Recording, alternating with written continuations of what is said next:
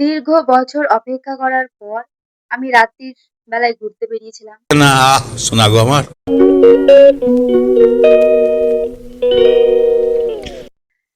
তো আমি গিয়েছিলাম আমার খালার বাড়ি কালনাতে। আমি গিয়েছিলাম, আমার মাও গিয়েছিল। মা যেতে চায়নি, আমি মাকে ধরে বেঁধে নিয়ে গেছিলাম। এই যে মানুষটাকে দেখছো, এটা হচ্ছে আমার মেজো খালার মেয়ে। ওকে তোমরা আমার অনেক ভিডিওতে দেখেছো। তো তখন বাজছিল প্রায় 7:30। আমি আমার গাড়িতে, ও আর আমি ছিলাম, আর ওদের গাড়িতে ওর মা আর আব্বু ছিল। তো আমরা দুজন কালনাতে বেরিয়ে পড়ি। কালনাতে যাওয়ার ফার্স্টেই আমাদের সাথে যেটা ঘটে, একটা কুকুর আমাদের পেছু লেগে যায়। ভাই এত সুন্দর করে সেজেগুজে যাওয়ার পর যদি কোনো ছেলে পেছু লাগতো তাহলে বলতো, কুত্তা পেছু লেগে গেছিল। এটা খুব খারাপ হয়েছিল। তো তারপরে আমরা কালনাতে যাই।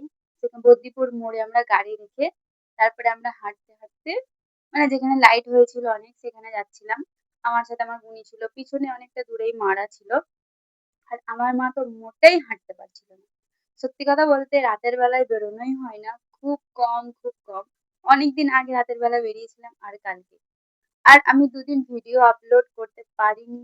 কারণ আমার কিছু পার্সোনাল কারণ ছিল, আমি বহুত আপসেট ছিলাম। তো এখানে আমরা গিয়েছিলাম বড় বাজারের দিকে, সেখানে অনেক ধরনের লাইট ছিল। আর আমি এখানে কিছু ভিডিও শুট করছিলাম।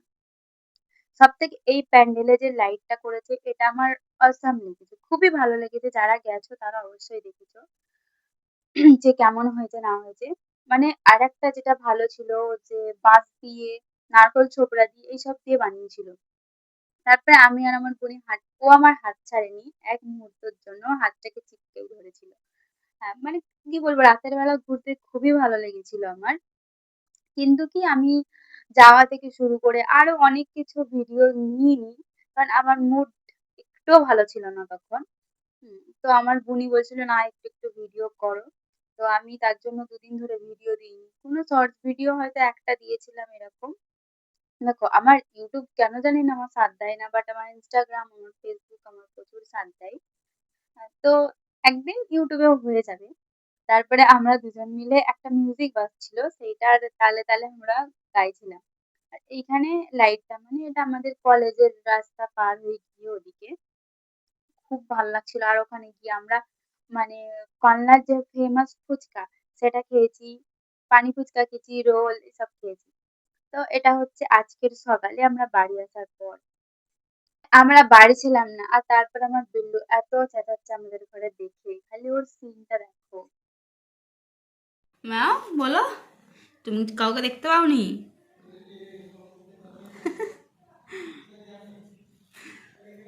ও কাউকে না দেখতে পেলে এত পরিমাণে চেঁচায়। হুম। বিল্লু, হ্যাঁ বিল্লু, খিদে পেয়েছে? ভাতু খাবে? তাই ওদেরকে দেখে এত মায়া লাগে, আমি ভাবি যে মানে মানুষজন মারে কি করে।